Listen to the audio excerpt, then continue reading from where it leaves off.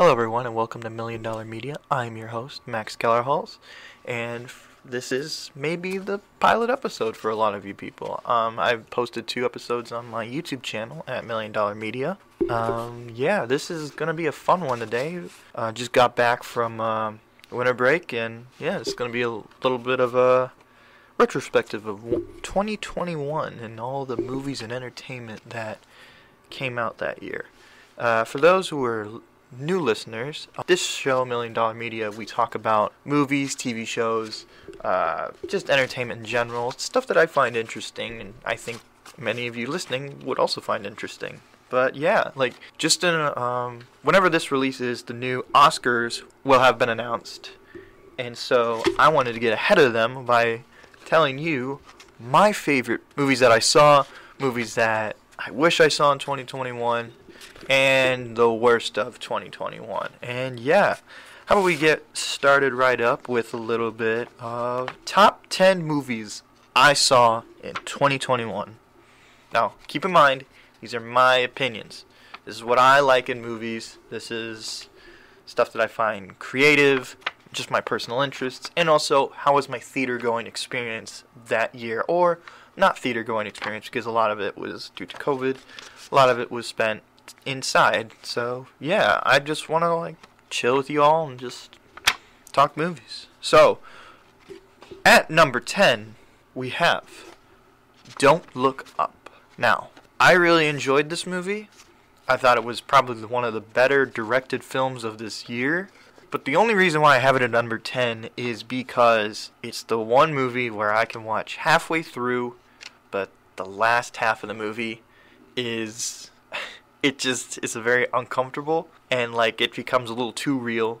And for those who don't know what Don't Look Up is, it's about a couple scientists discover a comet coming towards Earth, and they're trying to warn the public about it, but the government, the public, they don't care.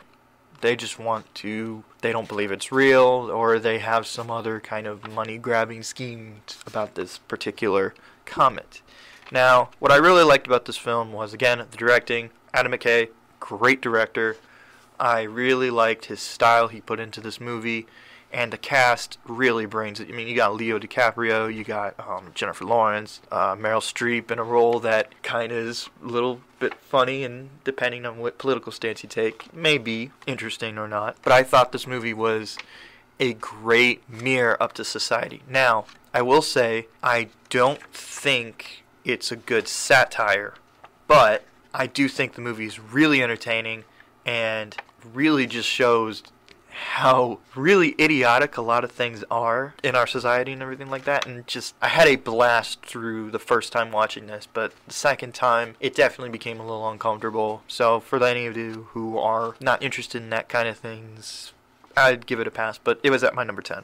And number 9, this may be a bit of a surprise, but it has to be Nobody. Nobody was this action film that came out early in the year, I think around February or March, and I recently saw it. I had a total blast watching this film.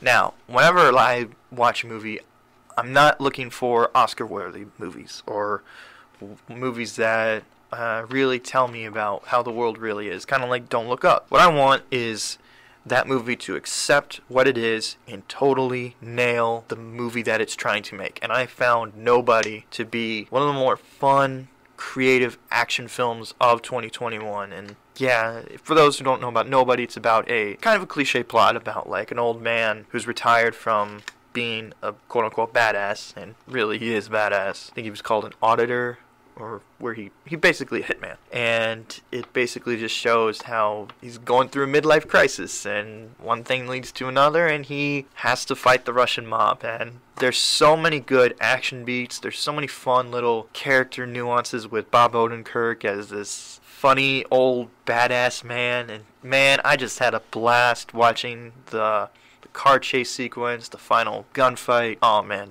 I had a really good time with Nobody, and it was probably one of the better movie watching experiences I've had at home. Oh man, it was just so much fun.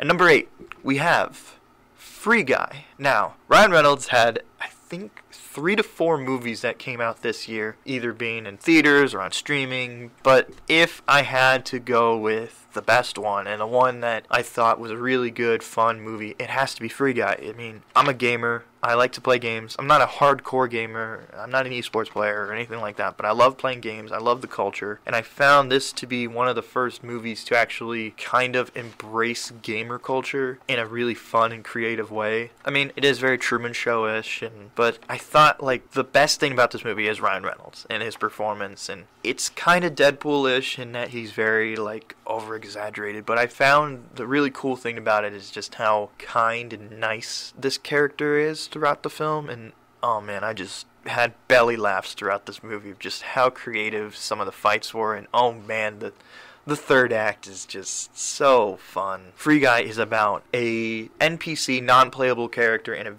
open world online video game. Basically gains a consciousness and decides to fight and level up against players in the game, all to get the attention of another player in real life. And yeah, I really recommend, if you haven't seen Free Guy, please go see Free Guy. At number 7, we have No Time to Die, the final Daniel Craig James Bond movie. Now, I grew up with Daniel Craig as my Bond. So the first Bond that I saw was Casino Royale, and so this might be a bit of a bias, but I really like his movies. I'll say this. I find the odd number movies to be better than the even number movies. So like 1, 3, and 5, aka this last one, I find to have been the better Daniel Craig Bond movies. In No Time to Die, we basically find Bond officially retired, living on his own, and he gets called back in when a figure from his past is tangled up with a world-destroying device. It's a great send-off to a character, and especially a movie that was going through a lot of development hell. I just thought this movie to be a lot of fun, great action, and damn near moments where I teared up and just really loved. Like, Daniel Craig really brought it in this last one and just showed why I think he's probably my favorite Bond. And I'm really looking forward to who's going to be the next Bond. But for right now, I thought this was a great send-off and a really interesting take on a James Bond movie. At number 6, we have Encanto. I was a little bit late to watching this movie, so I didn't see it in theaters. I saw it on streaming, and I was going to watch it with my family, but I saw it alone. But still, believe the hype. The movie is really good. The music is so damn catchy. The movie basically is about a girl named Maribel who has this magical family, this magical house called Casita. It's, oh man, what can I say? It's just so fun. There's a lot of levels to the music that I was really shocked that they were allowed to like sneak into a Disney movie. The one about the buff older sister, I think her name is Luisa. But yeah, I just really liked the whole message, the fun, the characters. And yeah, we don't talk about Bruno is probably one of the better Disney songs that I've heard in a long, long time. At number 5, we have Last Night in Soho. Okay, so I am an Edgar Wright fan. I'm a horror fan. I love horror movies, and I was really looking forward to seeing Edgar Wright, aka the director of Scott Pilgrim vs. the World, Shaun of the Dead, Hot Fuzz,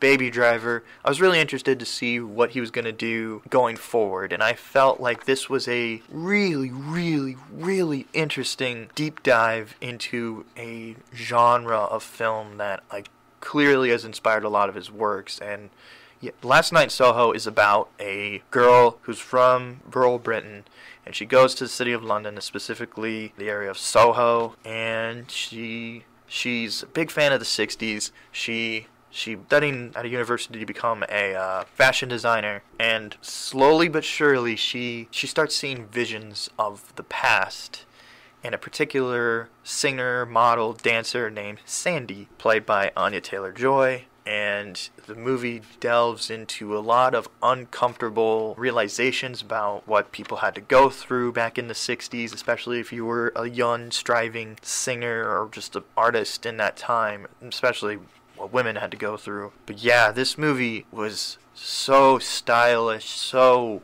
well directed. There are some things about the script that you can nitpick about And I clearly understand people's problems with the movie, but I had a really, I can't say fun because this is one of the only horror movies I saw this year that actually got under my skin and just on how uncomfortable I felt, and like a lot of the horrible realizations about what people had to go through, just like the creepy way they mix horror elements of ghosts and visions with real life stuff that a lot of people went through. And yeah, this was the only horror movie this year where I literally was on the edge of my seat. I was jumping up and down, and there were certain moments I got out of my chair and went, what the hell? It's such a really well done, tense movie, and yeah, I really recommend you check out Last Night in Soho. At number 4, we have Shang-Chi and the Legend of the Ten Rings. Now, I know a lot of people, especially in my circle, think this is an alright movie, but personally, I think this was probably my favorite Marvel origin story that I've seen since Doctor Strange. I really had a good time, had a fun time watching this movie. The movie is about Shang-Chi, who is the son of a powerful, I don't know what to call him because it's a really interesting character, but let's just say a crime lord of an organization called Ten Rings. And Shang-Chi has to come back and basically take on his father. But there's a lot more in the movie, and if you haven't seen it, I don't want to spoil it for you, but there's a lot more going on than just that. The relationship between Shang-Chi and his father, Wenwu, is probably some of the best hero-villain dynamic I've seen in a Marvel movie in a long time. All the actors really bring it. Great starting role for actor Simu Liu. Tony Leung just killed it as Wenwu, aka the Mandarin from the comics, but it's not the Mandarin from the comics. It's just a really unique, different take. And yeah, but the thing that really made this movie a top 10 movie for me, or number 4 at least, is the action sequences.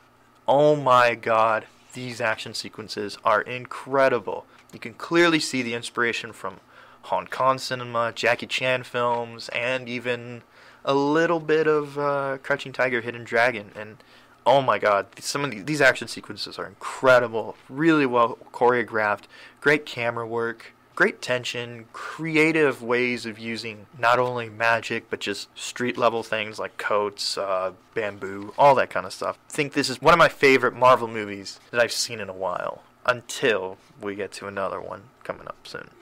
At number 3, we have The Suicide Squad.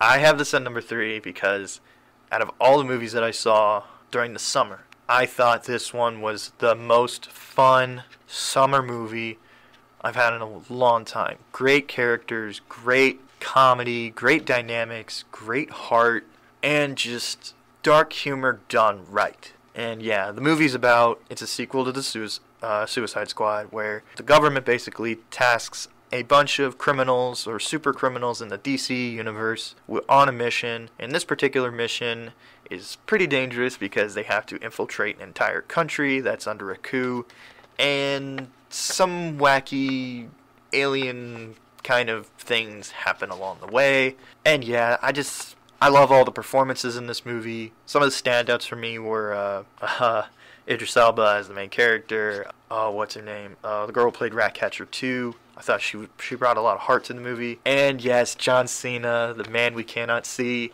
is totally deserving of his own TV show, and I'm really liking the TV show so far. And yeah, this movie was just so much fun. Oh my god, I had such a blast watching this movie. At number 2, we have Dune. Now, I'll say this, I don't have it as number 1 for the only reason that this is technically half a movie.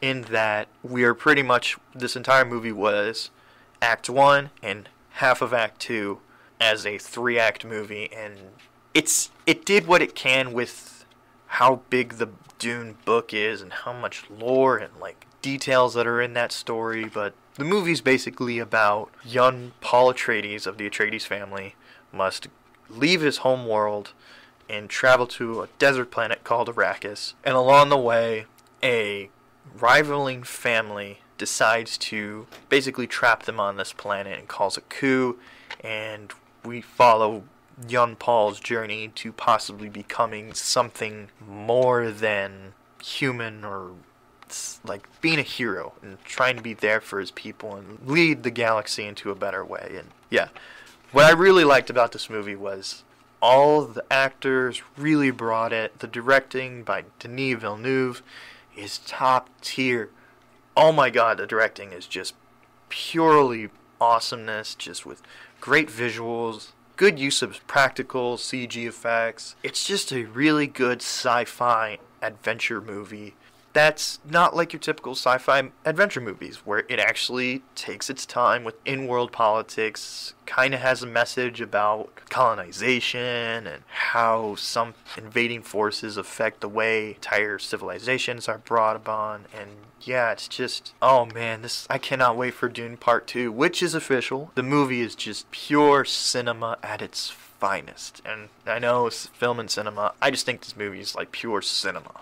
And number one, we have, this may be a no-brainer, it's probably the movie most of the audience here saw in theaters, Spider-Man No Way Home. Now, it is not the best movie ever, but I had more fun with this movie than any other film I've ever seen.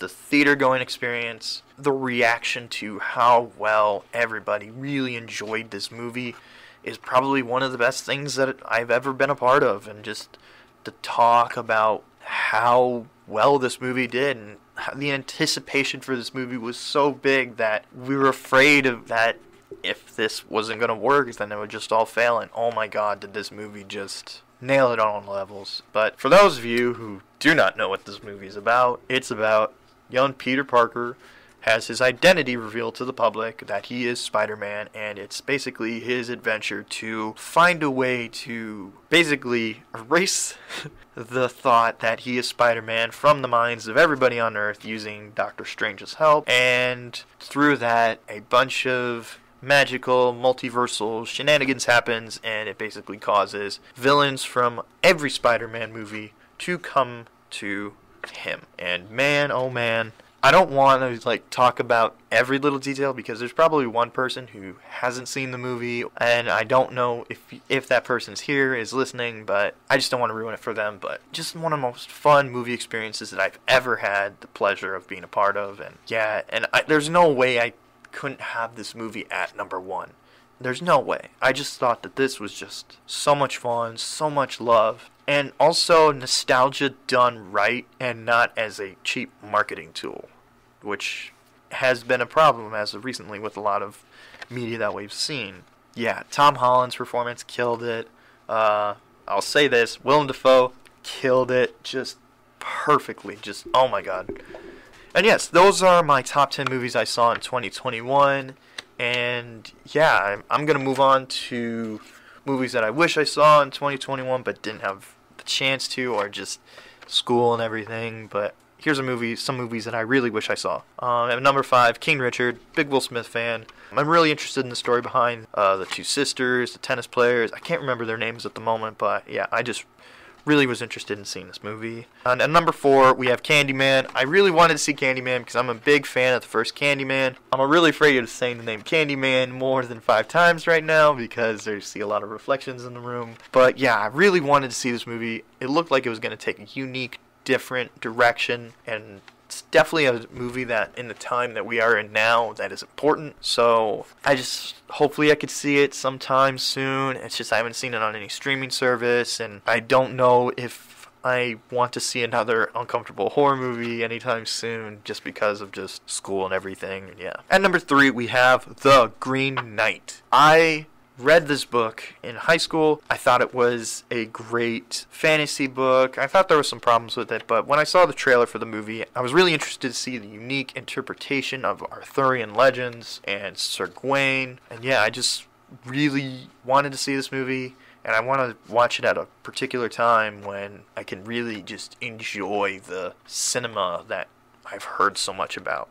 At number 2, we have a tie between In the Heights and Tick Tick Boom. I like musicals sometimes, but not all the time, so I don't rush out to see them. But after seeing the response to all of everybody talking about these movies and just how much fun they had with them. I really wanted to see, I just want to give a chance to like really like sit down and watch In the Heights and Tick, Tick, Boom.